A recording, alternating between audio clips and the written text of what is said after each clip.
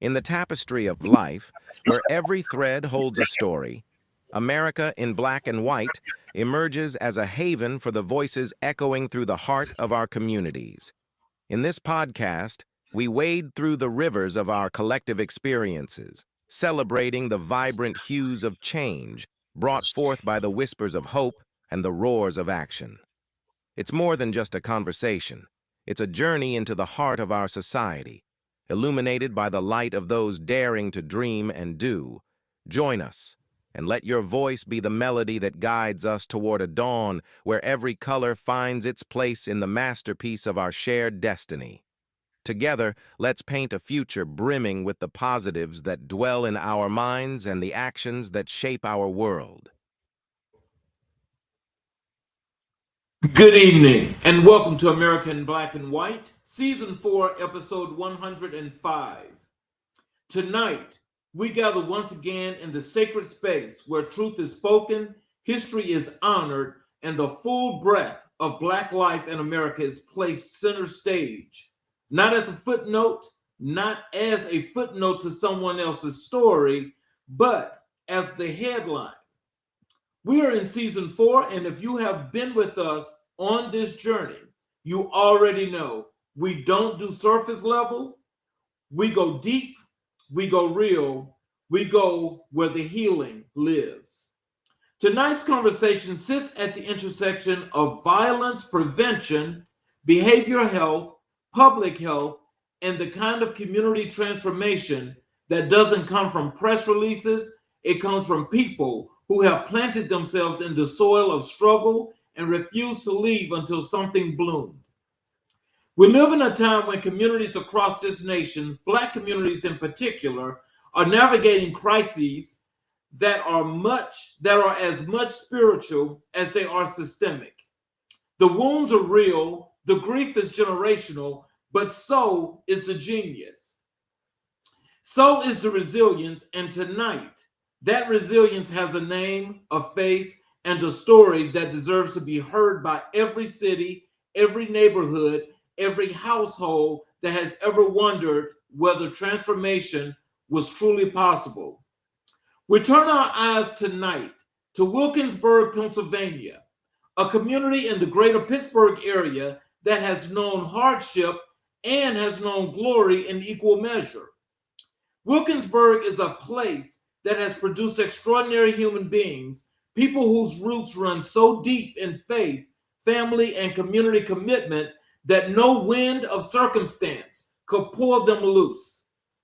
It is the kind of place that shapes you, hardens you in the right ways, and sends you into the world, not just as a survivor, but as a servant. And it is from those streets, those churches, those family tables that tonight's guest was forged. He is a nationally recognized leader in violence prevention and behavior health. He is an entrepreneur, an executive, a healer, and a son of Wilkinsburg. His work spans sectors and touches lives in ways that policy papers cannot fully capture. Because his approach has always been rooted in the truth that people are more than their pain, they are the possibility that lives on the other side of it. He carries the legacy of his father, Robert Watson, his mother, Shirley Watson, and his uncle, Ralph Watson, three pillars who poured purpose into him before the world ever knew his name.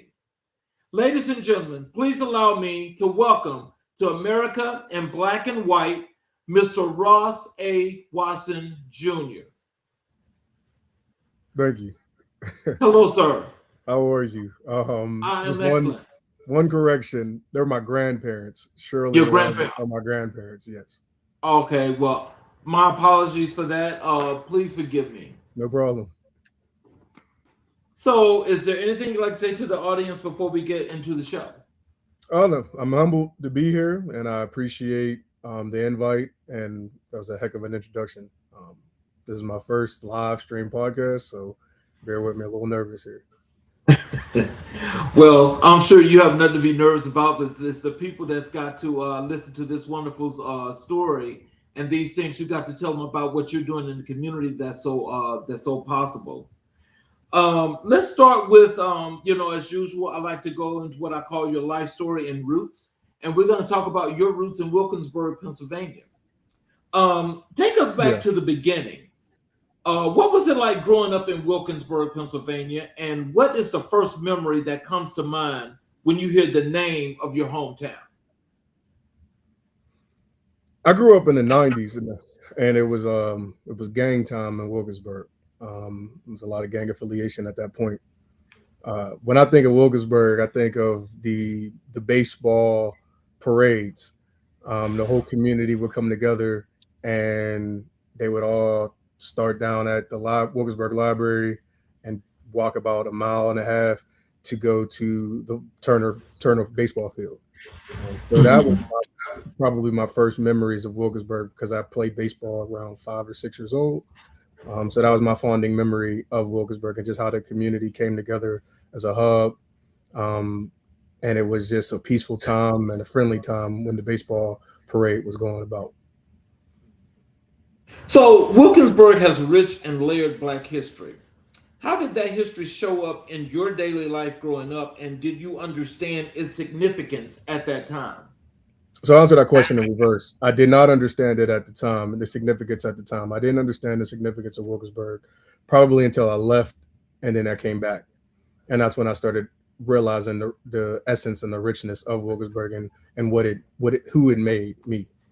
Um, Wilkinsburg and my grandparents moved to Wilkinsburg in 1966, and Wilkinsburg was a prominent place. It's where doctors, lawyers, pharmacists, professionals lived. My grandmother was a stay-at-home wife, and my grandfather was the breadwinner. He worked at the steel mill. He was a veteran, the Korean War, um, and so moving into Wilkinsburg in 1966, being one of 9 Black families in that community, it meant something. So just being the third generation to come on about in the Wilkinsburg, it was a significance. There was a shift in Wilkinsburg, and I'd say mid to late '80s when yeah, you call it white flight came about, and so uh, but Wilkinsburg is a very unique place because we are right outside of the city of Pittsburgh, but a lot of people associate us with the city of Pittsburgh because we're so close to the city of Pittsburgh. But there's a lot of greatness in Wilkinsburg. It's centrally located for the most part in Allegheny County, which is the county that Pittsburgh is in. You're about 20 to 25 minutes away from everything. So, every community has its gifts and its challenges. What were the greatest gifts that Wilkinsburg gave you, and what were the challenges that ultimately shaped you? Wilkinsburg made me tough. You can't be soft coming from Wilkinsburg. Yeah, you go get beat up. There's a lot of blood, sweat, and tears that come in there. There's a lot of love. There's a lot of hate. It's just like any other community. But it's a community. I wasn't too involved in the gangs and stuff. My grandma kept me away from that kind of thing because she kept me active, and my dad as well kept me active in sports and other extracurricular activities. But I grew up playing in the streets, playing with kids, and all of that stuff. But yeah, man, it was one of the ones that make you. It hardens you. Um, it'll humble you, and then they motivate you at the same time. It's a great place. Don't let the media and the hype, put it down because Wilkinsburg is a beautiful place to be, a beautiful place to live, a beautiful place to raise your children and your family. What was the second question that you asked me? So I want to make sure I answer that. Um, the gifts that it gave you, and what were the challenges that ultimately shaped you? The gifts that it gave me, it was pride. Be proud of where you're from and who you are and how you grew up. Be proud of the friends that you have. Be proud of the street that you lived on. Be proud of your household. My grandparents instilled that as well. Be proud of who you are. Your last name means something, and where you from and who you are. It means something. It doesn't define who you are, but it helps shape and create that foundation of what and who you are and who you will be. The challenges, I would say, is the stigma. There's that stigma that because you're from Wilkinsburg, you're expected to be less than, and that's not true. Because you're from Wilkinsburg, you're expected to be, in lack of terms, ghetto, criminal, etc. And that's not accurate. There's a lot of great people that are born and raised and from Wilkinsburg and come back to give back to Wilkinsburg. So, do you guys have any of that Pittsburgh Steel City mentality going on there, Well, where yeah, it's that typical blue collar city hey, that's always giving and it's got that hard work in it? you better say it. If you fall down 9 times, you better get up 10 to 11. We ain't gonna stay down. Absolutely.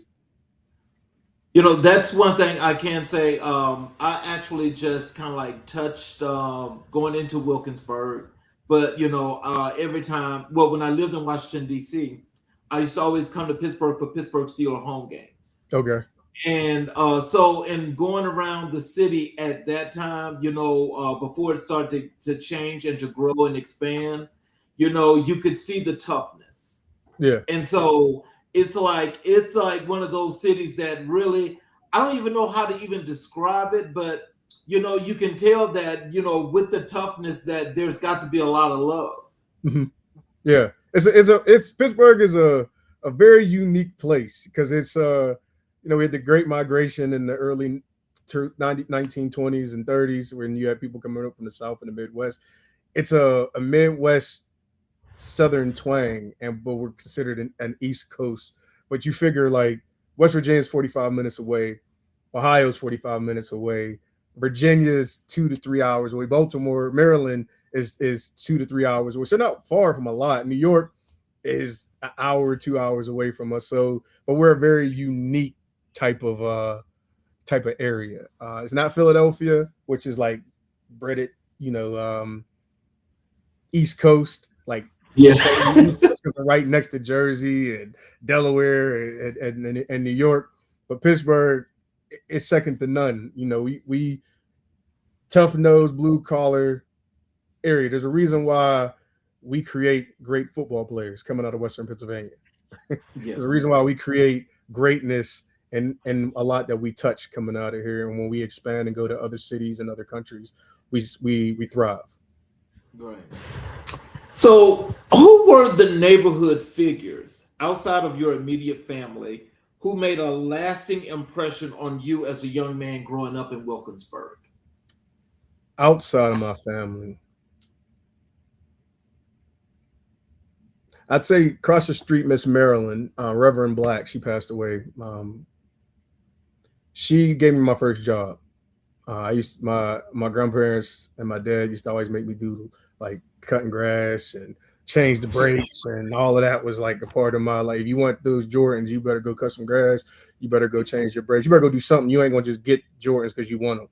You're gonna work for it. So she used to watch me like wash the cars, change brakes, and just do different things. So she was like, hey, she used to call me Junior because my dad's Ross Senior. So she would say, hey, Junior, come over here.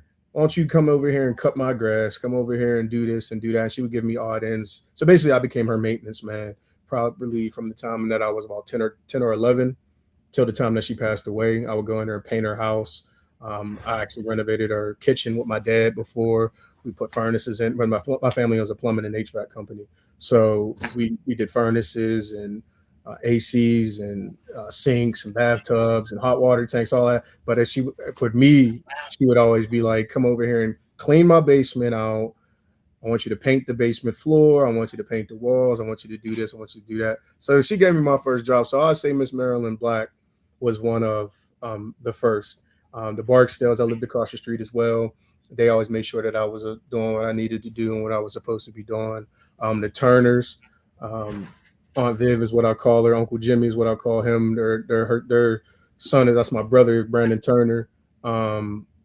They always made sure when I be on Clark Street, which is the Clark Ave, the next street up, that I was always good. That they took care of me. The Thompsons, Big Kurt, they would always make sure I was okay. So I had a community of folks. The Hendersons, Rashad Henderson was one of my childhood friends. His parents.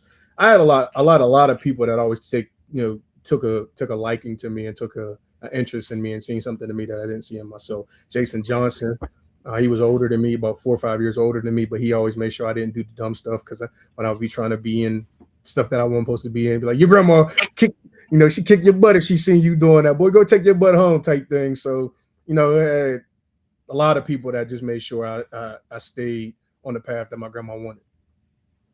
That sounds like what we're talking about here today. And for the things that you do when we talk about community, because that was real community, and those are things that I can remember because I was born in 1966, and it was the community that raised you.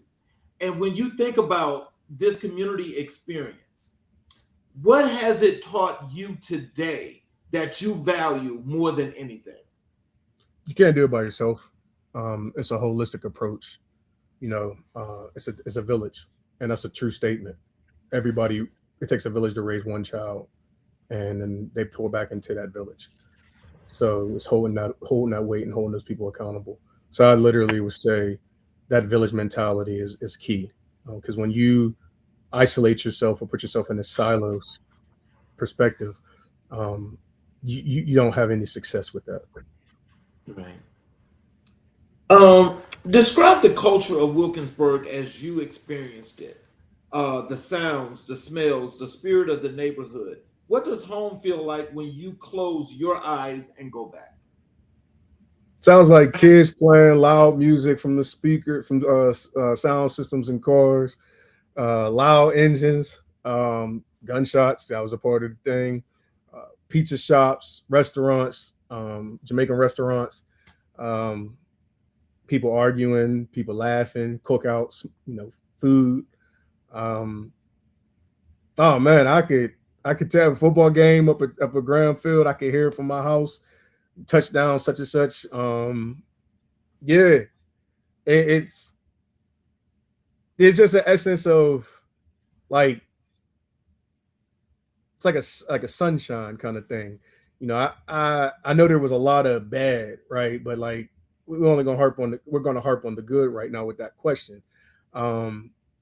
Just a community coming together and striving to be great, and not even knowing that they're striving for that greatness, and a community not even realizing that they are truly that, a community. It was split with cliques, gangs, whatever you want to call it, but when it came down to it, the community boggled down together and persevered. So, were there moments in your childhood or adolescence in Wilkinsburg where you witnessed violence or trauma firsthand? And how did those experiences plant the seeds for the work you do today? Yeah, there was a lot going on growing up. Like I said, there was shootings, homicides, shootings in the alley, walking home, hearing gunshots running, type of thing from school. You hear about people that that got killed or got shot. People going to jail for shooting and killing somebody. Experienced some things, witnessed some things when I was at my mom's house domestically, or just in that environment that was more violent. And so just seeing how that stuff was happening and how it was normalized, or overshadowed by whatever the next shiny object was by the media. Like, these are people's lives that are impacted. You hear about one gunshot victim, but there's multiple people that are impacted by that. Not just the victim, but the victim's family and the people that knew that person, the people that worked with that person, loved that person, cared about that person, and even the perpetrator, if you want to call them that, the shooter, that their lives are impacted in a way. And so how those negative things impacted our communities and on our day-to-day lives, and the exposure that we see of the disease of violence, and how we process it, and how we have to numb ourselves to be able to cope through it. And that could be through substance abuse. That could be through re-traumatizing someone else, where the victim becomes the villain, or hurt people hurting people, if you want to call it that. But just seeing that and understanding it, but then you see people that are claiming that they want to do work to assist with that, to help with that, but they have no lived experience or don't know what that feels like to live in that environment, or just to be exposed to that directly or indirectly. But how it has how violent has no boundaries. It has no barriers. You never know when it's going to be at your door in your house. And so a lot of people think that, oh, that happened in that community, or that happened on that street, or that happened to that family. And they don't think that it impacts them because they block it out, they push it away. They don't see it as something that is prevalent to them. And then until it happens to them, and then they go in crisis mode. It's never been like this before. This never happened until this, that. And it's like, well, it was right next door, and you said it couldn't happen to you because it didn't knock on your door. But it started off the next community over, down the block, on the street, next door. Now it's in your house, and you like, how did this happen? Because it happened 3 years ago, and you ignored it. And so now it's here smacking you in your face, and you like, I don't know what to do. I need help. No, there's nobody out here to help, when there's actually people that have been out there helping for abundance of years, that have been beating down the doors, have been begging people to help, have been begging people to assist, have been begging for funding so they can pay for activities to do for kids, or activities to do for individual high risk individuals. There's been an abundance of things. And then when, obviously when funding comes through and it becomes a money grab, and it gets perverted, then other people that have alternative motives come in and do something that grandma been doing. Grandma been making plates for people. Grandma been telling people to come in the house and have a meal and break bread. Grandma been saying, y'all two boys go ahead and fight, but ain't gonna be no jump. Y'all can come in and grab some fried chicken and eat a sandwich, and y'all talk about, after y'all fight, y'all talk it through. Now y'all the best of friends, and y'all move on. There's none of that type of stuff going on now, because these nonprofit organizations or these government entities come into play and say, we want to help you. And they're doing it through a funding initiative, through a grant funded aspect. And so what they'll do is they'll come in, do needs assessments and research theories, and then get what they need and then leave. And now these people in this community have opened up and thinking like, oh, this is going to be a long-term thing, when it's a short-term impact. And then they're still left with the people that have been doing it for free, and they got nothing from it. So it was literally like getting tired of seeing that. You know what I mean? I was tired of seeing, oh, well, we're doing a theory on it. We're doing a research on it. Well, this is what the community is saying that they need. Well, if you're saying that this is what they need, well, then do it. Why you need to research that out if they saying there's no activities for the kids? Create some activities for them. Look, what you're saying, I agree with you, and I can understand exactly where you're going when you say that. And I think this is the thing that make a lot of people, feel some type of way when it comes to just government services in general, is because you already know demographics, you already know what is happening. And when somebody says that this is what's needed, they make you jump through hoops and run around the corner before they decide if they want to say yes or no, when they already know the answer. Absolutely. Because it's busy. That doesn't make sense. It doesn't make sense. It's just busy work, man. It's you want to call it bureaucracy, you want to call it whatever you want to call it. It is. It's not okay. Right. If you're saying to me, I'll use analogies a lot. You're saying that if you go down that street, there's a pothole, there's a crater in the middle of the street. Avoid that crater, right? So they're going to come out and say, we're gonna get some funding to have somebody come and measure the crater, the depth of it. Okay, and then we're going to get some other funding to get the material to fill that crater.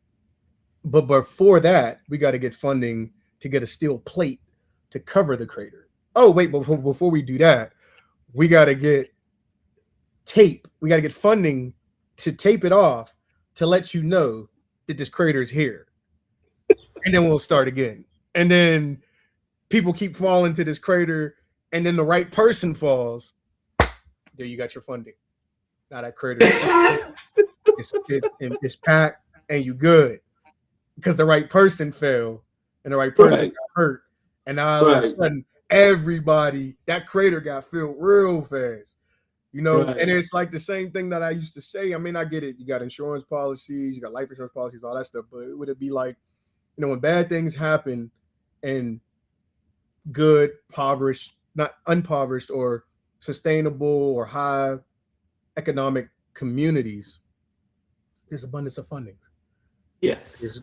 But when bad things happen in impoverished communities and dilapidated, if they want to call, they don't want to say that, but it happens in the ghetto, we got to go fund me.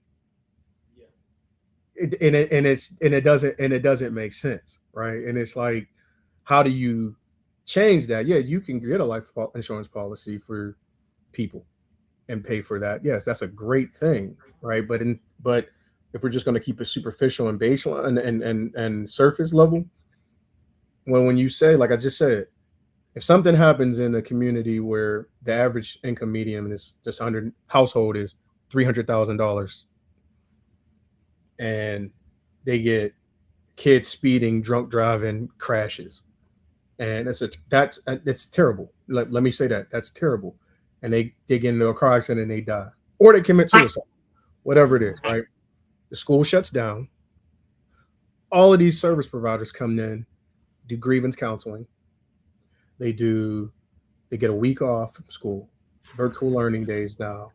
They get therapists, they get psychologists, they get psychiatrists, they get group sessions, they get emotional break rooms and all this other stuff. And that's great.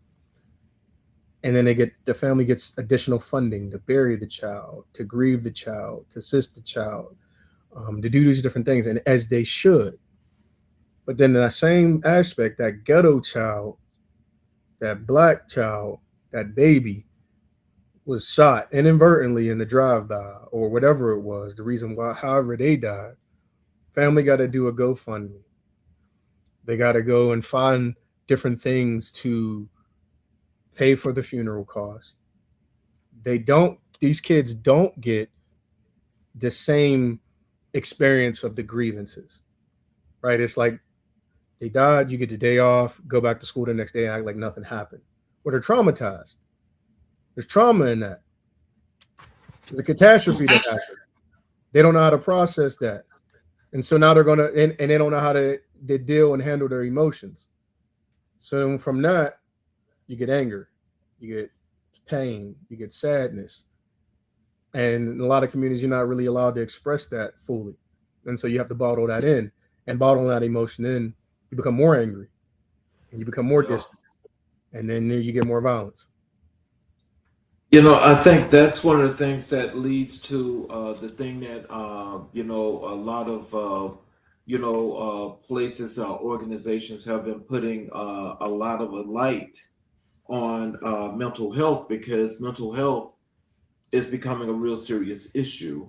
And this is one of the things, as you mentioned, in our communities, these are some things that are really rampant. It's pertinent, and it's also something that's real, because it's a real reality that you see it every day. So when we think about that, let's go over to the work that you do in that area, and let's talk about this violence prevention and public health. So you operate from the framework that violence is a public health crisis. For those who are hearing that framing for the first time, break it down for us. What does it mean to treat violence the way we treat a disease, and why does that paradigm shift matter so much? Well, I took a break from violence prevention. I gotta be honest with you. That is my passion. That is my purpose. But there was it depends on how the conversation goes. I needed to take a break from that. But what I will say to you about the disease of violence and how violence acts as a disease, it clusters like anything else, any other disease. And so from that experience, you figure if we look at COVID, tuberculosis, the flu. The only way you can contract that disease is your direct exposure to it. And that's Right. how violence is. So if you go look at violence as that infectious disease, if I do something to you and your family knows, or your people that care about you know, and two of them do something to me, and then four of my people found out and they do something to yours, and then eight, and then 16, and then 32, and then 64, and then whoosh, you got a whole community integrated, and then there's violence immersed in this violence that's there. And so that's how it spreads like a disease. And so, So but no, go ahead. I'm sorry. so when you're looking at it from that public health approach, the only real way to intervene in that is to have people with those lived experiences, people that were exposed to that disease of violence, people that were from those communities, people that understand that, not just from an intellectual aspect, but just from common sense, right? Like common sense goes a long way. So you got a person, we'll just say from Wilkersburg, that was a high risk individual that was in the streets, that was in the violence, that was doing these things, that was doing that. And then they had a shift in their life. They matured, they changed. They got some help. They got a job. They got to see the world differently. And so now they can go and look at their younger self and be like, little such and such, young such and such, I was right where you was at. I grew up on these same blocks. I grew up on these same street. They got that credibility to be like, oh, that was such and such. That was that person. He was that dude. And then he made a change. So then you have that credibility. You got that understanding to a certain extent, and being able to have real impact and have real change when someone knows that you come from where I come from the exact way. My peoples that I look up to know you and respect you. I'm going to listen to you because of that credibility aspect. And that's an essence of how I got involved with the violence prevention, because being a change agent, you have to have other change agents, and you have to bring a whole plethora of a team to come into a accord and to attack this disease of violence, like I said, from a holistic aspect. But but it starts from that connectivity, from that rapport, from that understanding of it, and it takes time. And so, starting from scratch in 2019 and getting people that had like-minded aspects and could see the vision, we were able to expand it in Allegheny County and started in Wilkersburg, and then it expanded all through Allegheny County. The program that I brought in from Chicago. So, do you mind, even though you say you're not working in violence prevention, do you mind discussing that though? Yeah, sure. Yeah, that's fine. Okay. So, can you tell us what are the most effective violence prevention strategies you have seen actually work at the community level, and what do those strategies have in common that makes them different from the approaches that fail? Street intervention is a big factor. Like street intervention, like I said, they have what we were calling them violence interrupters. So we were utilizing the Cure Violence Global model, which is based out of Chicago. It started formulated under Dr. Sluckin.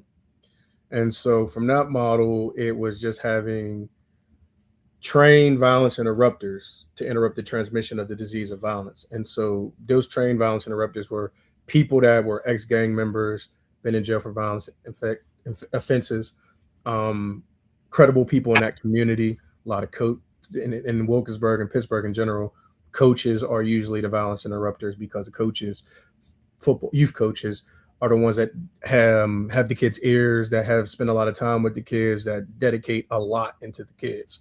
So getting them to be trained on how to mediate conflict, they already did it, but to do it from a clinician aspect, mixing that behavioral health, mixing their street knowledge, mixing mental health aspects into it, and then jumbling all up and given them the tools that they needed to be successful. But then having outreach workers, which were like service coordinators, that were also from the community, that were also high risk individuals, that were also credible messengers, who can say, okay, my light's about to be turned off. How you gonna help me? And being able to connect them right then and there and walk them through it and stay with them and not have you only got 6 months of this program, and then if you don't complete all this in 6 months, you're done. Oh, I only got you for a year, and if you don't complete all of these steps in a year, you're done. No, this is we stand with you until you complete what you need to complete, and then we going on to the next thing to get you to be away from this street life that you engaged in and involved in. Because yes, we was there, and we was there not that long ago, about maybe a year or two ago, and that we still tapped in with the high. And when I say highest risk, I don't mean like at risk. I mean the ones that's shooting, the ones that's killing, the ones that's getting shot at. Those are the highest risk individuals. So when you know that this person is connected to a high risk individual and they're working with me and the team, it's a credible situation, right? And so it's not always about a job. So you got 7, I'm just stereotype a situation. You got 7 kids and you in arrears for child support, $200,000. I ain't about to go and work nowhere and you gonna take all my check. Or I ain't about to go work nowhere and I go to jail. So what we about to do? Right. So, but if I'm like, look, there's these workforce development programs that we got that can get you in, they can help you get your arrears lessened or help you get less out of your check. That there's programs and things that we can get. So you can keep 70%, they take 30. Or how about this? Since you paying child support, why don't we try to get you custody? Because that's really what it comes down to. You want to get your kids. You just didn't know. You just got to go down to court and fight for custody. She sued males. I'm thinking males. She sued you for child support. But if you go down there and file for custody, child support gets lessened. Because child support is just child support. Custody is a different thing. Go there and get custody of your kid. So, teaching them those things and understanding that. And like, I've been where you at. Like, this is where we go. This is how you go. This is what you do. And actually being like, damn, that, yeah, dude been there before. Like, dude knows what he's talking about. And he's going to court with me. And he's going there. And he's doing this. And he's taking me. He and she, they're taking me here. They're bringing me here. We're doing this and we're doing that. And you're like, well, damn, like, yeah, they get it. And that's the most efficient thing. But the problem with that is, can I curse on this? I don't want to know. Yes, you can. Yes, you can. Perverted. You know what I'm saying? Like, the shit get perverted when other nonprofits see that there's money involved with this. And that's when I'm sorry, I gotta just be frank. It fucks shit up. Like, it really do. You know what I'm saying? Like, you'd be like, wait a minute. Man, we've been doing this for free. And you come in, we wrote some grants, and you got your little funky ass $1 million, and now you want to come in here and implement some shit that ain't gonna work. Because what we've been doing, it been working. We've been doing the pop-up cookouts, we've been doing the community days, we've been doing peace walks, we've been doing all this shit. Other organizations that's been doing it off the muscle, been doing it, but now you come in here and now you want to be the white knight and the white savior.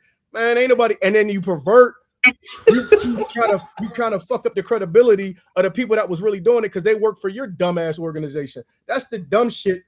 And that's why I pulled away and was like, man, I ain't with that shit, man. That shit whack. You know something? I mean, my baby girl. No, but what you're saying is the truth. So I apologize, but that shit whack, man. That shit ass. What you're saying is the truth because, I don't even know how to actually attack that because what you're talking about is I've dealt with that situation in a different way because there's a follow-up question to this. Yeah. But, when I last worked, for an actual company or organization, whatever have you, I actually saw this and didn't think that this was real. I'm going back to when you talk about the child support thing. Yeah. I saw one guy from this company had 4 child support orders on him. And I didn't think you could do that because I'm like, is that real and can they do that? Come to find out that they can, which goes to the point of you saying, if they're taking all my money, why am I going to work? So when this dude found out that this happened, He quit and ran off to another state. So I think what you were talking about, what you guys were doing, were being like accountability partners, keeping these guys true to the game, true to themselves, and having them to be much better men. But these folk, as you say, come in with this whole new thing, turn things upside down, and now all of a sudden it's like, now you're going back to chaos and disorder. Yep. And the reason why you're going back to chaos and disorder is because they saw the prosperity of what you guys were doing, and they had to break that up like they did our families back in the 60s and 70s. Absolutely. That's what that was. And so they refused to have all these people doing the good things that they possibly can do and working within the system like you guys had them doing. Can you tell me something? When you guys were doing this and you saw the positivity and the great work that brought these people to the front and things were going well, when things started to change, what kind of change did you notice that caused this chaos and disorder? All right, so we're going to go, and I ain't going to say no names because of legality purposes, and I ain't really got the time for the dumb stuff. So when I was in the government and I wrote some grants to get the pilot program up and running, and it got up and running in Wilkinsburg, and we only had 6 of us, and it jumped. And mind you, nobody wanted violence prevention because it put a bad stigma on. We don't got a violence thing, we don't have a violence thing in this county, in this city, in this area. Okay, yeah, you're right, you don't. But that's why your homicides keep going up by 20s. You going up 20 more homicides per year. Like, oh, okay, yeah, you're right. You don't got no whatever. So I got the buy-in, which was great. Wrote some grants, some state and some federal and some local grants, and got a lot of funding. I would say from 2019 to about 2022, I had roughly around $3-4 million worth of grants, but all of it was for programmatic things. All of it was for pay for office space, obviously, materials, and then salaries. So the money goes to that, right? And then we started making headways. I started showing the deliverables and the measures. Okay, we're in Wilkinsburg. We're in part of Homewood a little bit. And we're in the Woodland Hills School District, which is like Rankin, Braddock, Swissvale, East Pittsburgh, Turtle Creek, and some other, just like 14 communities in there. But those are more the higher violence-stricken communities. And we rolled this program out. And you're like, damn, they showing 5 and 6 decreases in their community. So go back, Wilkinsburg is 2.3 mile radius with 15,000 people. Average median income is $36,000. They were averaging around 11 to 12 homicides a year. That's a lot in such a small community, right? And so at the time, Wilkinsburg had the most homicides out of one community in Allegheny County for like a 10-year stretch. And you're like, well, damn, that's a lot of people dying in this community. And that's not including the gunshot victims. And so you like, but then they dropped it. They dropped it lower. So mind you, COVID hit, right? I'm battling COVID too. Like I'm battling in the midst of COVID. And you like, well, shit, and show you how dedicated I was to this shit. Like it was like, my grandfather died July 11th. The grant was due July 11th. I'm sorry. The grant was due a week later. The grant was due a week later. I'm in the limo going to go say goodbye to my grandfather at the funeral, at the gravesite, submitting this grant. That's how dedicated I was to this shit. Because I knew my people needed it, right? So and he would have been like, boy, you go to work. That's how my granddad was. You better take your ass to work. That's just how he was. I'm already in the ground. Don't miss no work. Don't miss no money out for me. Like that's just how my granddad was. So I'm like, damn, all right, cool. So I submit the grant. My very first grant, show you how my grandparents, they always blessing me. My grandmother died September 14th. Her birthday September 11th. September 14th, 2000. and 15 she passed.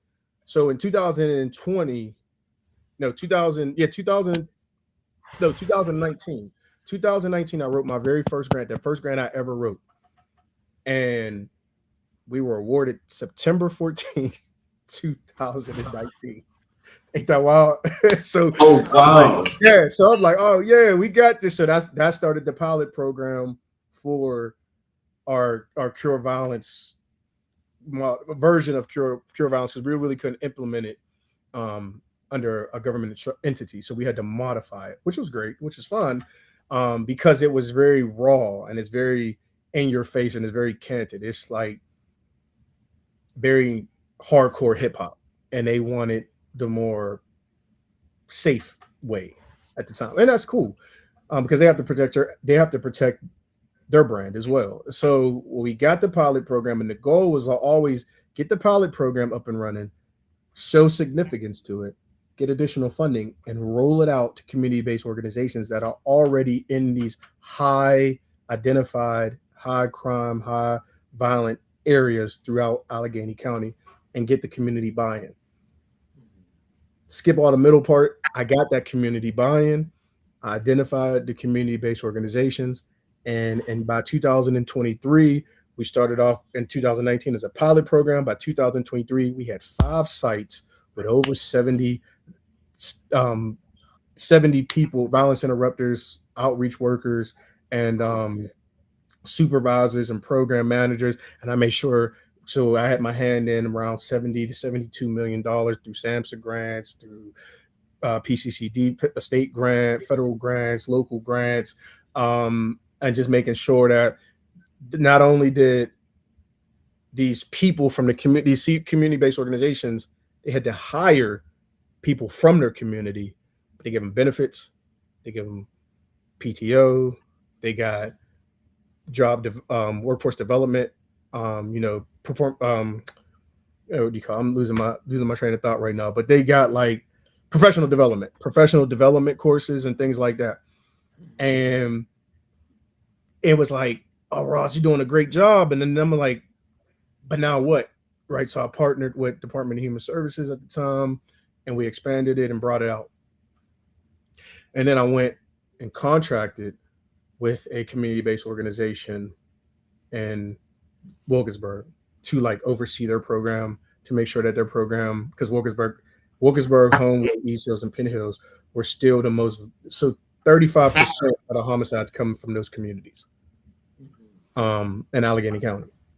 And so it was like, Ross, can you go there and can you do this? And I'm like, oh, I left the health department. I was like, absolutely, I'll go there, because now you take the shackles off. Now I can just go and be me, right? Like there's like LeBron, you don't coach that. You just let him go play, and you'll make it work. So I'm like, you don't coach, you don't shackle me up. Let me go do my thing, because you see what I'm doing, even with the shackles on. No pun intended, because we ain't no damn slave. But you just do your thing, right? So you like, all right, well, cool. I did that, and then when the money really came in, it was just like you start seeing stuff, and you like, hey man, that ain't what we supposed to be doing money for this program, and then for that, and like I told you, I'm a change agent, right? And so, my grandmother ain't bite her tongue. My grandfather stood on business. My Uncle Ralph stood on business. My dad stayed on business. Like, and so my thing is like, you can't piss in my cup and tell me that it's lemonade. So I'm gonna be like, hey man, y'all taking this money and doing some bullshit with it, and we need this money for this community, because this is what the grant is saying. And so the accountability factor came about, and then all of a sudden, once I helped the person that brought this violence prevention stuff, or assisted, I shouldn't say I brought it, because I don't want to sound egotistical, but the person that had a hand in bringing a lot of this violence, because there's a lot of great people that was doing this stuff well before me, and they're still doing this stuff. So I want to make sure I always pay homage to them, and they helped me in the midst of doing it, things that I knew that they were helping me with, and they helped me with things that I didn't even know that they was helping me with. So, but to bring it back, it's like they was doing like a lot of stuff, and I'm like, hey, bro, You spending money on what? Paper towels and fucking wine mixers and shit. Like, but we got little kids dying out here. Like, what are we doing? We losing out $5,000-$6,000. That's supposed to go to these pop-up cookouts, and the purpose of the pop-up cookouts was to build relationships within the community. Within the community, produce giveaways and turkey giveaways, and we saving the money so when we could do a big ass end of year sale or end of year Christmas giveaway where we're giving away PlayStations, not just 5. We're trying to give away 100 PlayStations and Xboxes and bikes and all of this type of stuff, and we ain't got no goddamn money because you want to do some fucking open mic bullshit. So yeah, I said that shit. So whoever's listening that heard me say that open mic shit, they know who I'm talking about. So I'm gonna say it. I don't give a fuck no more. I'm sorry, but I don't mean to cuss like that. But they had me hot. And so, he's hard to work with. So the man that got y'all the money, now he's hard to work with because he's holding you accountable. Fuck out of here. So you trying to tarnish my name. You're trying to tarnish my name and say I'm hard to work with. You know the buzzwords. They want to call me everything but a nigga. They call me everything but that. So I was hard to work with. I was combative. I was this. But that same passion that I had for my people, for my Allegheny County residents, for my Wilkinsburg residents, for for everything, all the people that I'm trying to save life. Like, I don't care about money because I didn't take a bonus to give it to my staff because at the time, in the very beginning, the staff was only making $12.50 an hour, and they wanted to give me a $20,000 bonus, and I said no, give it to them so they can get some type of incentive because after $12.50 is minimum wage, so they went up to $15.50 an hour, and it came back, and they was like, we're going to give you a $30,000 raise. Don't give it to me, give it to them. So then they went up to like $20 an hour, and then when we started getting a lot more funding, a lot different things, I said, okay, well, now I'll take a raise as long as the staff make at the very minimum, our violence interrupters make $45,000 to $50,000 a year, including benefits. Right. And that's still not a livable wage. And so it was to make sure that they got a $5,000 pay increase every year as long for the lifetime of the grant. And then the goal at year 3, because it's a 5-year grant, after you go at the year 3, you go and expand it and seek other funding, right? And so you seek from local philanthropists, you seek the local athletic associate, the Pittsburgh Steelers, and try to get some money from the Steelers and try to get money for the Pirates and the professional sports, right? You try to get those things and then go for state grants and go for federal grants and all this other stuff. And then it was like, that's what the goal was again. But then it was, he's hard to work with. No. Nah, I ain't hard to work with. I just told you your breath stank when you blowing it in my fucking face. That's what I told you. And I told you that you found some money from a program that's for the community and you perverting it. So now my contract not renewed. Cool. So I did. Became an ED at some spot out in Beaver, executive director at Beaver County, got that rocking and rolling. And then my boy Martell, he hit me up and was like, bro, I'm hosting this violence prevention thing, bro. I know you done with violence prevention, but please come back down here. I just want you to see what they talking about. I get down there. They got the state there. You know, they got representation from the governor, lieutenant governor, and they talking about we about to open up a violence prevention state director role. So if y'all know anybody that wants to apply. Now we got like 40, 50 people down there, right? And I sat and watched and I counted. And it was funny because there was a lot of people that I assisted in funding when I was at the health department. There was a lot of people that they said it. They was like, if it wouldn't be for Ross, I wouldn't even have gotten the violence prevention because I didn't even know what I was doing was violence prevention, right? At this event. So then the people from the representation from the governor was like, yo, who are you? So I started explaining to them. And then they were like, you should apply for this role. And I didn't want to do that because I liked where I was at. It was great. But my wife was like, you letting them discourage you because of what just happened with that contract. Don't let them discourage you. You know, my homegirl from Chicago, she was like, nah, bro, don't do that. That's your purpose. Go do this, go do that. And I'm like, I ain't trying to go to the state. My father-in-law, my dad, they was all like, nah, man, go to the state. Like, and basically what they were saying, like, nah, shit on them, let them know, like, you really him. Like, go to the state, let them know, represent Pittsburgh, do your thing. I went to the state. I didn't even want to interview, didn't want to do none of that. Interview, did it. It was great. They love me. And then just how the universe works.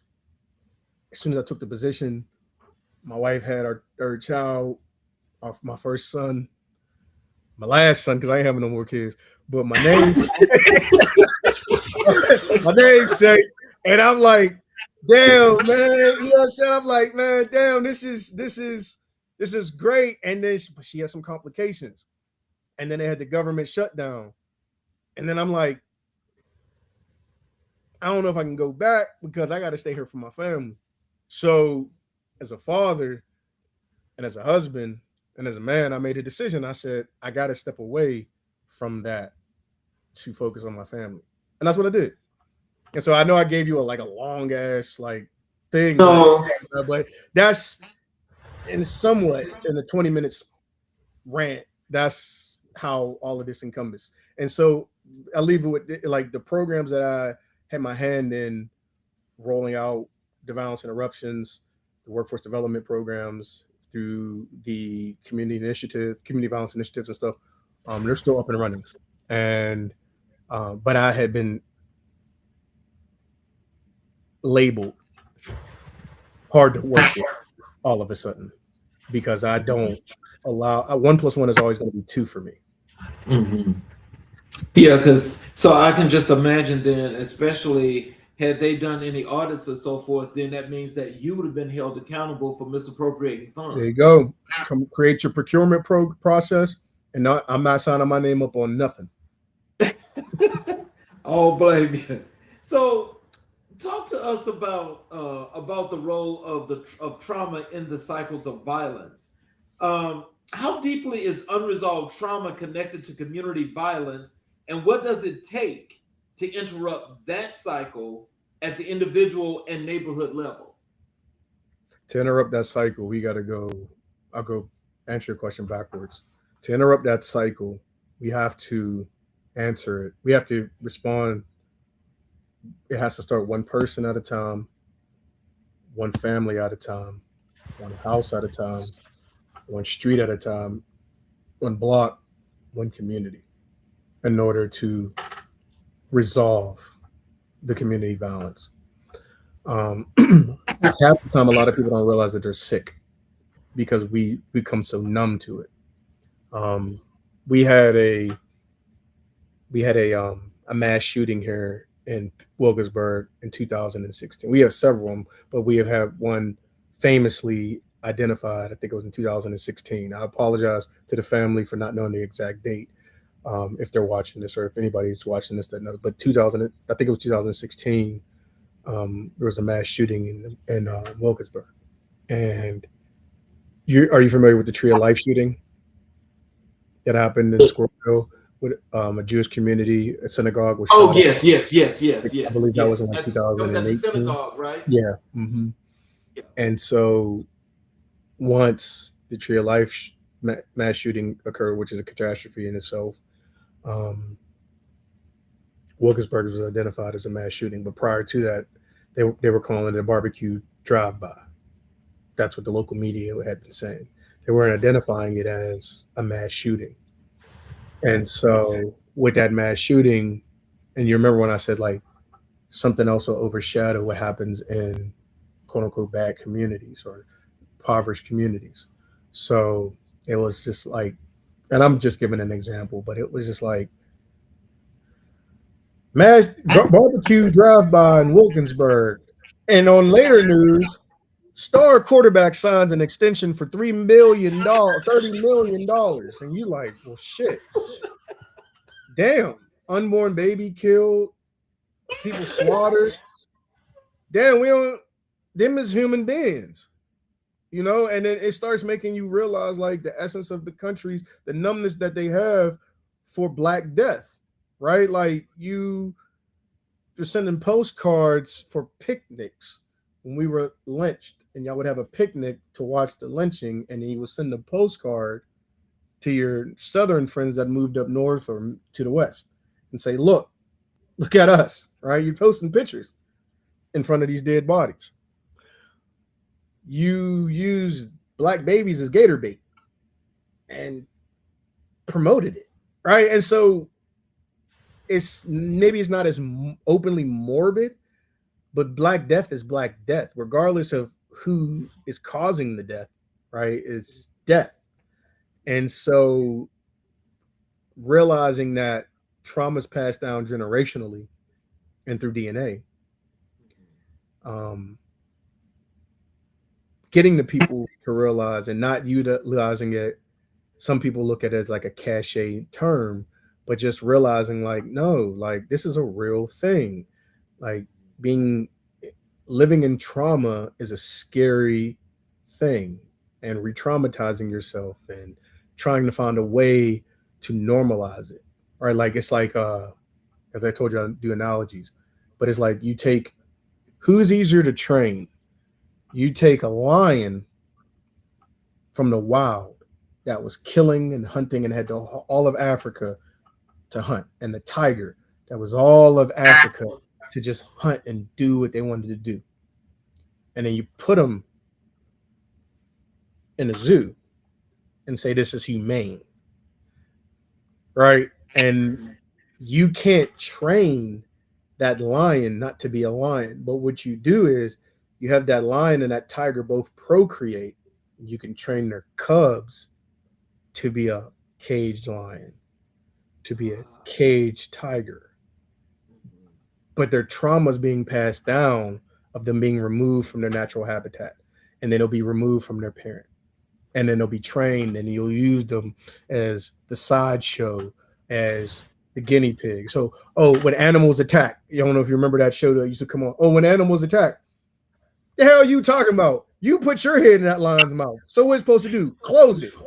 You put your head in that alligator's mouth. You trying to be funny. That's your dumb ass fault. So what you think gonna happen? So that's where we're at right now, right? We're at a place of you keep playing with us and we're not playing. You know, it's trauma. It's traumatizing. We need help. We need help from people that look like us or people that actually mean well. And so help us. Don't just tell me you love me when there's money. Don't just show me you love me when the cameras are showing. Don't just tell me you love me when there's a photo op. Nah. Don't just tell me you love me when it's election time. Don't just tell me you love me when you trying to get a promotion at your job. Nah, bro. Do you love me is showing me you brought me groceries and I didn't ask you, but you knew I needed them. Yes. I'm on grass because she's your next door neighbor, not because she asked, just because you seen that it was getting high.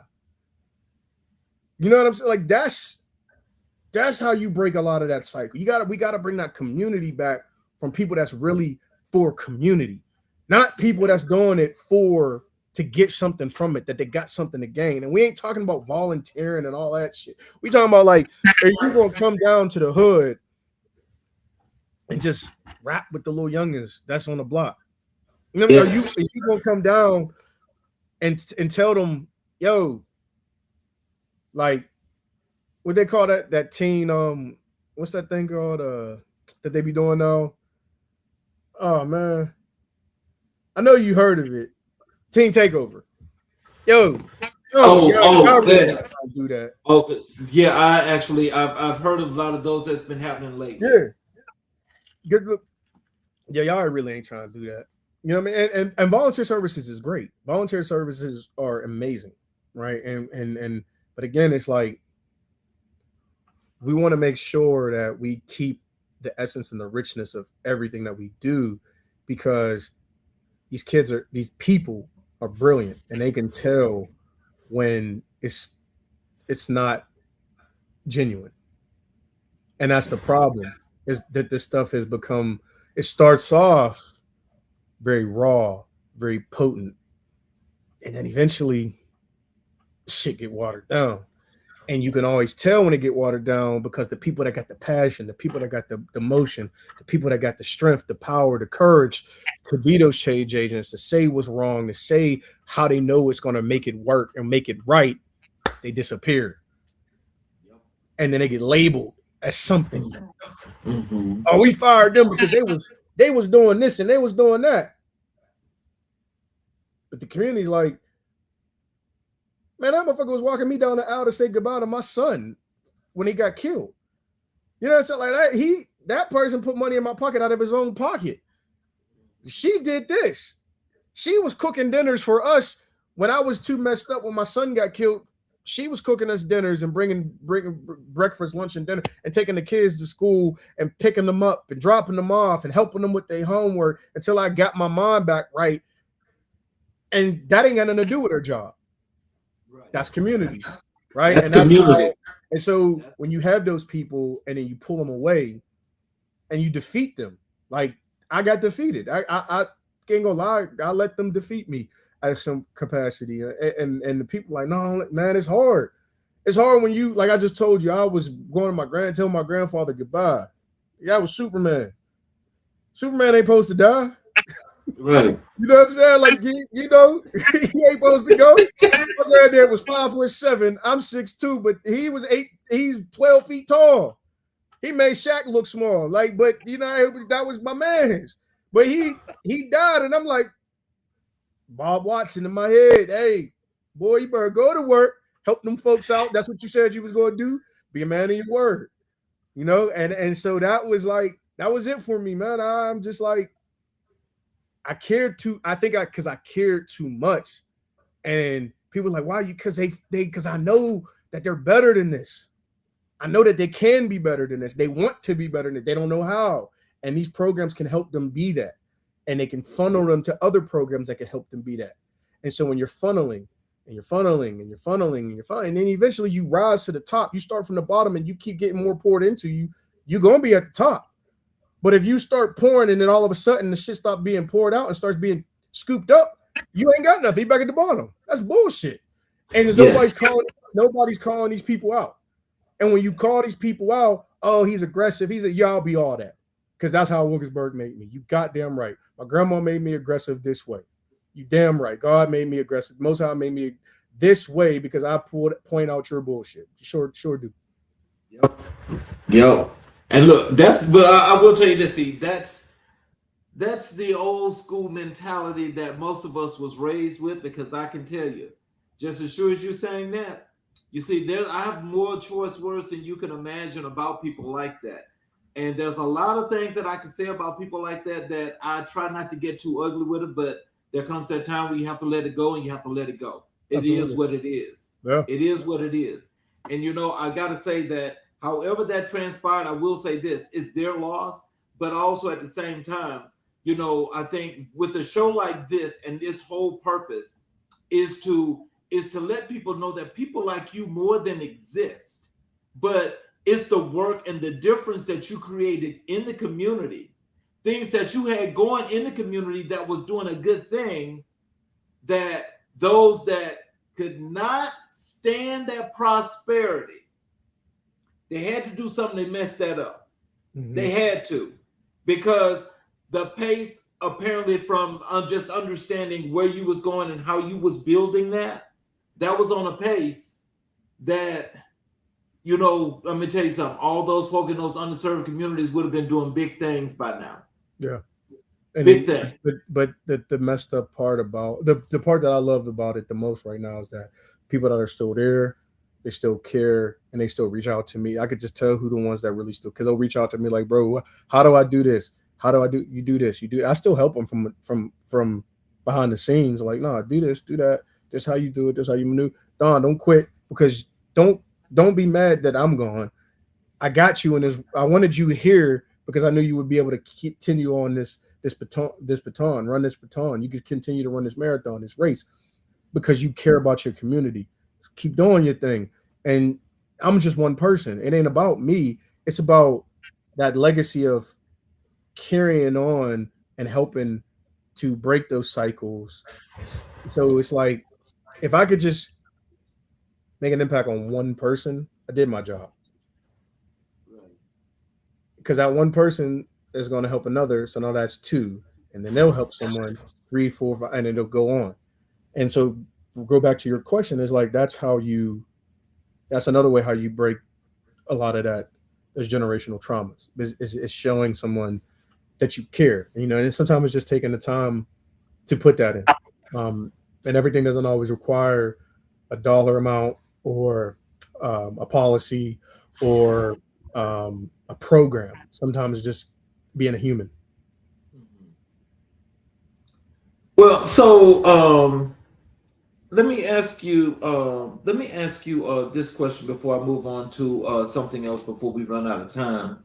But violence interrupters and credible messengers have become central figures in modern violence prevention. What is your perspective on that model, and what does it take for those individuals to be effective and to be protected in the work they do? They have to have the right people. Everybody that is credible messengers of violence interrupters, or just because you have street credibility, doesn't necessarily make you the most um, appropriate person for that position, right? So it's like you can have all the credentials in the world as being a PhD. Doesn't make you the best doctor for this hospital or for Right. like that MD doesn't make you the best for this hospital.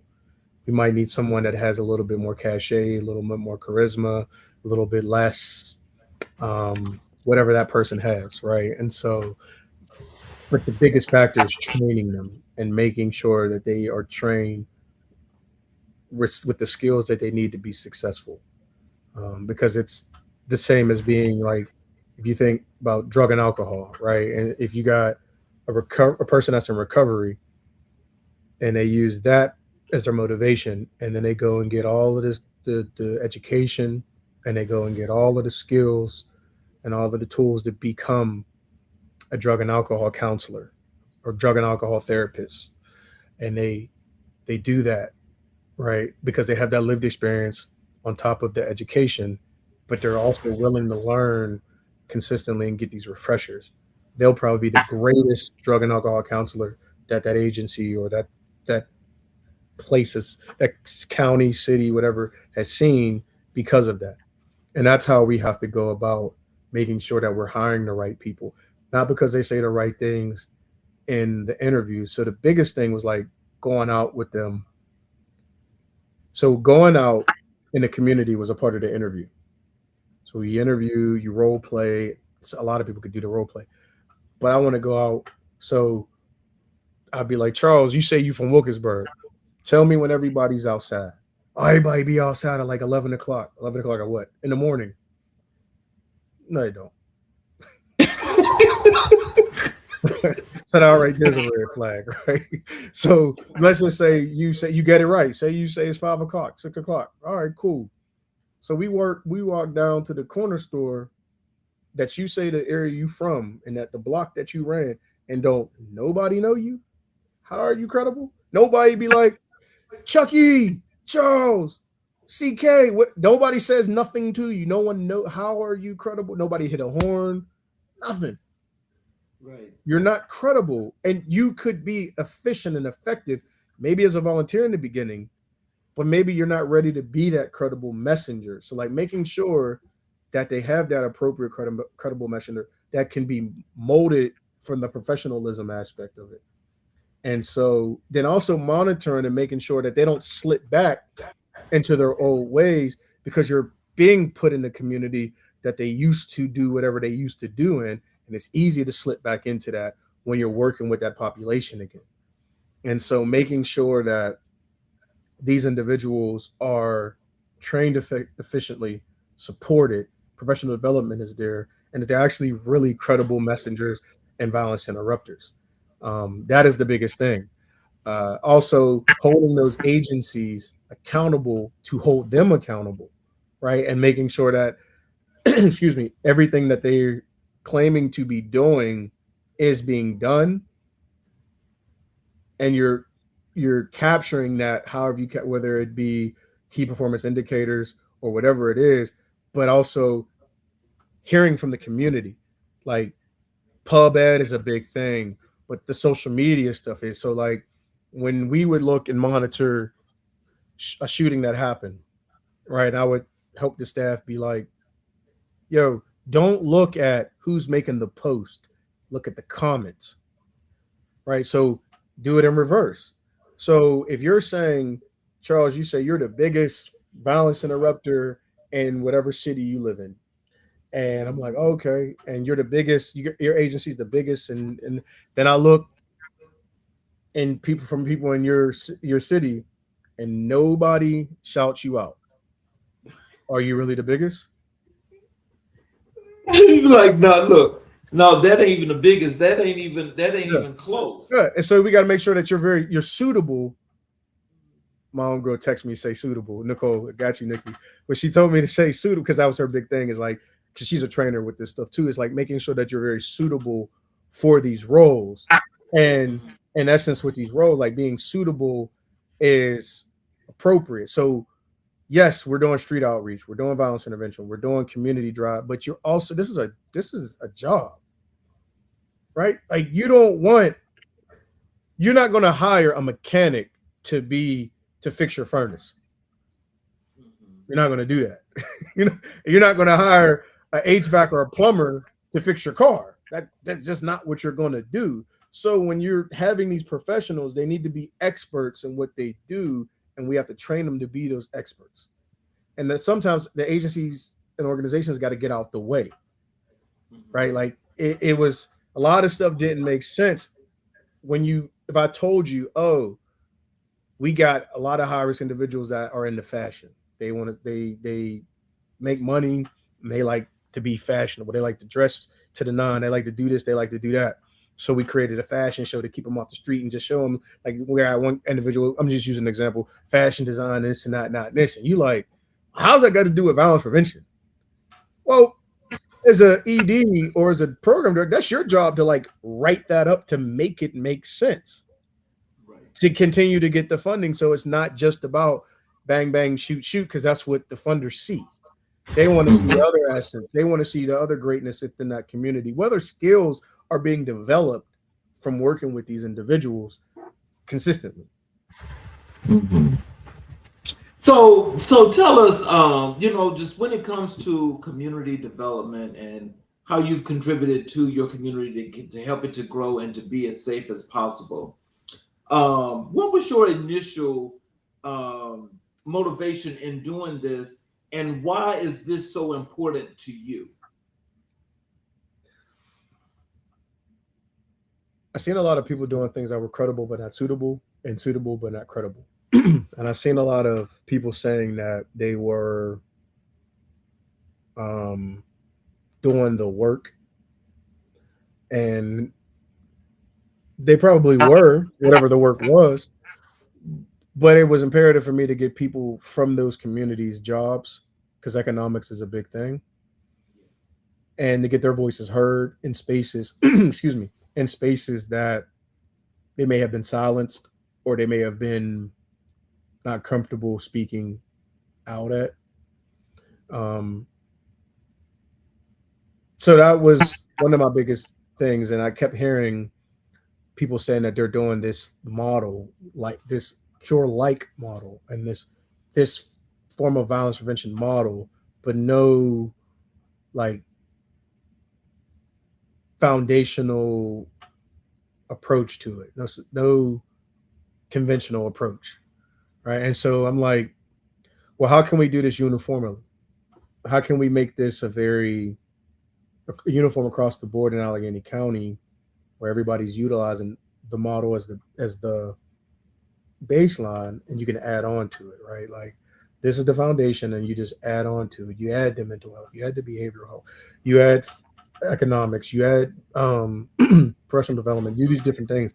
But what's the foundation of this? And there at the time there wasn't a foundation for this.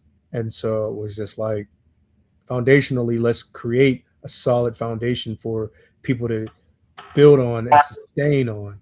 But I want to make sure that we get people that actually can have real impact that are not like I just said, they're not invited into those rooms and into those spaces for whatever reason, whether they're not as polished as they would like them to be, or they're too outspoken, or they're too ghetto, or they're not articulate enough, or whatever the reason is. Everybody has a place in that space in order to do it. And so my biggest thing was making sure that it was from a holistic aspect and not in the layman's terms of like doctors and lawyers, but I mean like high risk individuals need to be in these spaces too, with elected officials, with law enforcement. Well, not as much law enforcement, but law enforcement has to have a place in that for the acceptance of it.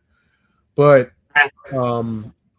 just making sure any and everybody that's impacted by the community had their voice heard and validated in that space, and it was implemented from everybody's perspective of what would be could be used to save lives and stop people from grieving and minimize homicides because one is too many. So it'd be great to have like zero homicides, and that's what I kept looking at is like the number zero. How could we not have any homicides and not have any shootings? What would be the best bet?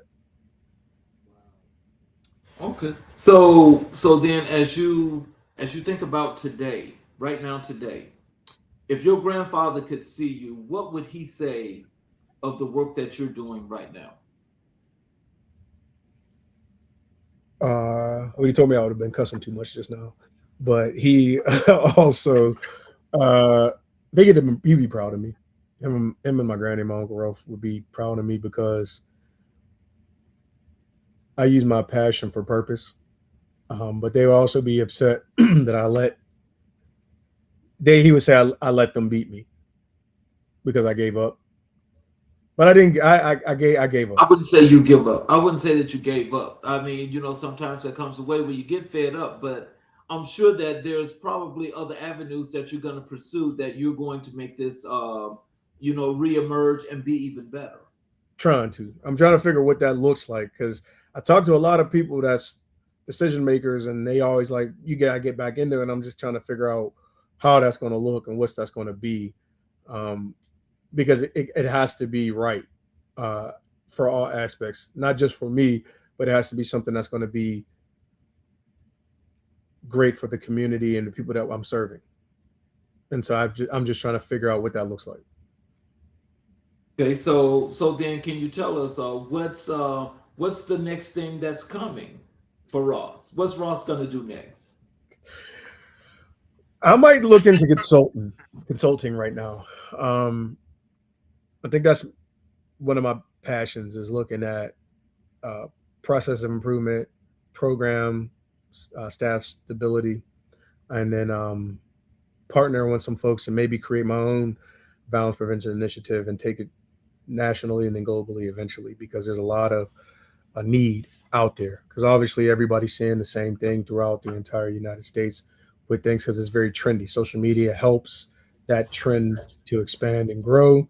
And so having like-minded people um, with the same passion and focus and that are smarter and better than me in different things and then utilize my strong suits but my weak points they're strong at and just do it from a functionality aspect. So I think essentially I'm more than likely going to get back in violence prevention.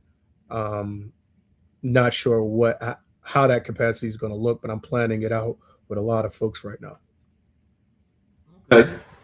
Well, there's a whole lot that we didn't actually get a chance to touch on. So I'm going to ask. I hope that we can have you back Good. because this was truly enlightening, and it also was something that I know that people got a lot from because there was an enormous amount of people watching. Oh, was there? Oh, good, good.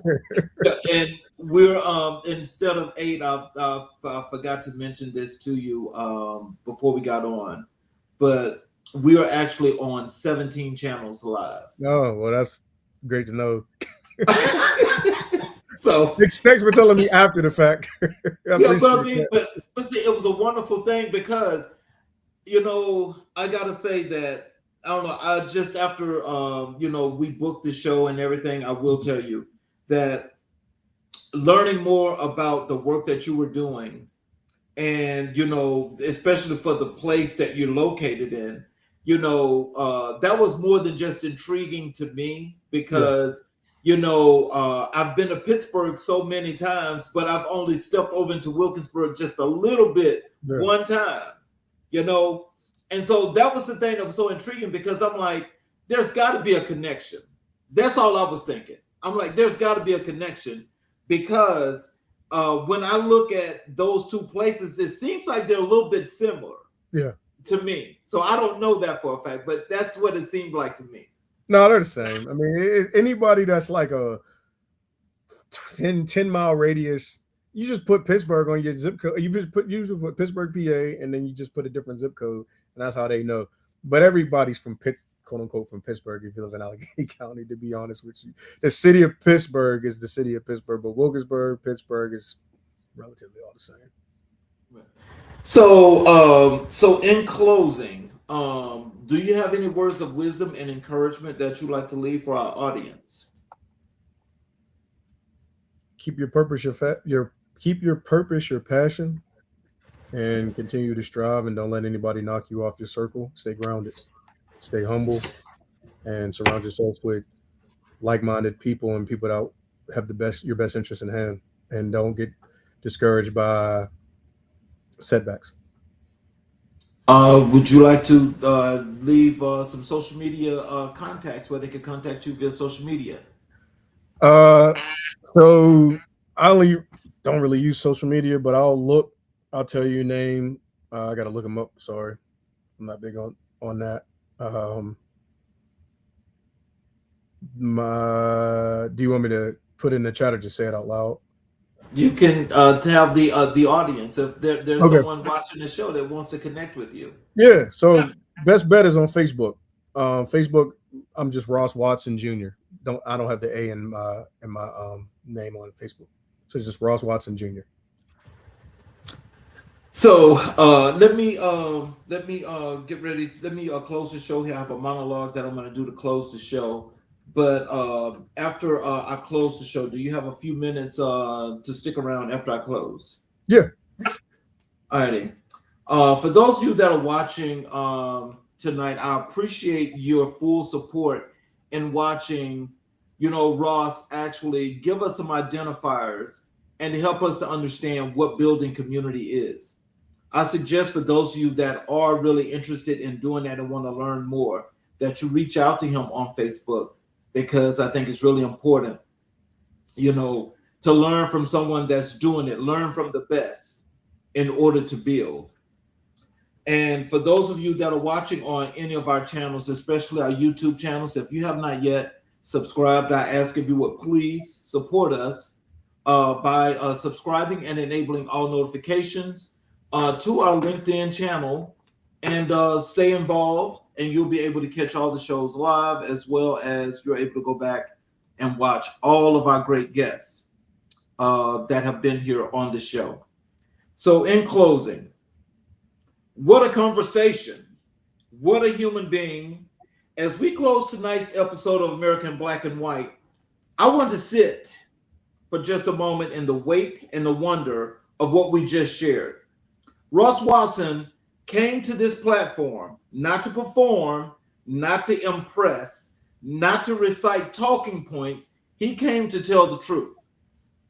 And the truth he told was layered. The truth of a community called Wilkinsburg that shaped a son who would go on to shape communities in return. The truth of a father, Robert Watson, who showed him what principled manhood looks like. The truth of his grandmother and grandfather. The truth of an uncle, Ralph, who trailblazing spirit gave him permission to push past every ceiling. Tonight was not just an interview.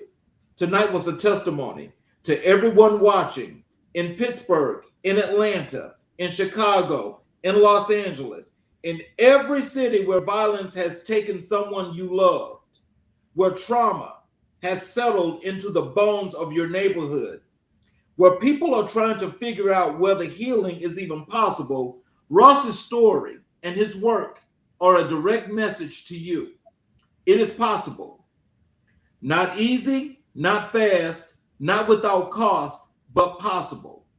And the people who make it possible are not always the ones in the headlines. They are the ones in the trenches, at the tables, in the streets, doing the sacred, unsexy, indispensable work of keeping communities alive. America in Black and White exists to give those people a platform because their stories are America's story. In its complexity, its pain, its beauty, and its promise. Thank you, Ross Watson, for his time, his honesty, and his extraordinary life's work. Thank you to our viewers for watching, for sharing, and for staying committed to this conversation that this nation so desperately needs. I'm your host, Charles King, and this has been America in Black and White, Season 4, Episode 105. Please like this video, subscribe to our channel, share this episode with someone who needs to hear it, and join us for the next conversation. Until then, stay grounded in your truth, rooted in your history, and relentless in your service. Good night. Join us tomorrow at 6 p.m. Eastern Standard Time. Our guest is going to be Mr. Wes Ferguson, and we will have another great show for you here on America in Black and White. You all have a great evening.